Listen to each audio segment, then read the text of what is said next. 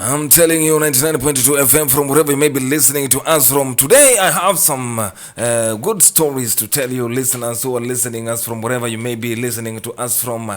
And remember, 99.2 FM from Stuttgart city, Germany. If you're joining me right now, you know what the time it is. It is Diaspora Chronicles. And from wherever you may be listening to us from. Diaspora Chronicles by Kanida. Yes, and I'm telling you, today I have got 2-3 emails actually, and thank you for those who are always sending your emails to us or your SMSs. Today I'm going to be reading something here. Let me tell you, someone needs help, and as I always said, winning my case against Ausländerbehörde. Hey, this is a tough one. Let me just read it the way he wrote it. Winning my case against Ausländerbehörde before even setting foot in Germany.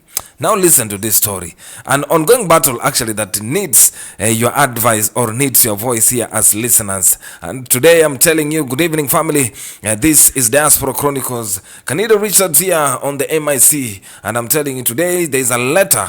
There is a letter. It's not just a story. It's a cry actually for help from one of your own. Someone who has been fighting a silent battle with the system. He sent us his journey with a powerful title which I actually said, winning my case against Ausländerbehörde before even setting foot in Germany. But let me tell you, don't let the title fool you, because the fight is actually not yet over. He needs your help as listeners of Radio RFM and to weigh in. Tell them, those who are here, those who have experienced, tell him actually what he needs. Let me just read the story here. Let me just read his SMS. Actually, it was a very long email. Thank you so much for that. And because of reasons that are beyond us, we are not going to read each and any name here. So, hello everyone. I come to you not as a victim, but as someone who has had enough of being pushed aside, misunderstood, and mistreated by a system I thought I understood. So listen, it all began when my wife and I decided to build a future in Germany. She got into a master program and wisely applied through a language inclusive route. I had lived in Germany before. I spoke the language well. I had a remote job paying 4,000 euros a month. Hey, bros. Hey. And we had more than enough to live on, but somehow I became invisible to the system. Here comes the story. My wife received her visa. I did not. They told us I couldn't join her because she was just in a language school, ignoring her full university enrollment. Later, they said I did not have enough money, not the 4,000 euros from remote work, not her 1,200 scholarship, not even the 1,600 a month and in a block account. All of it was dismissed.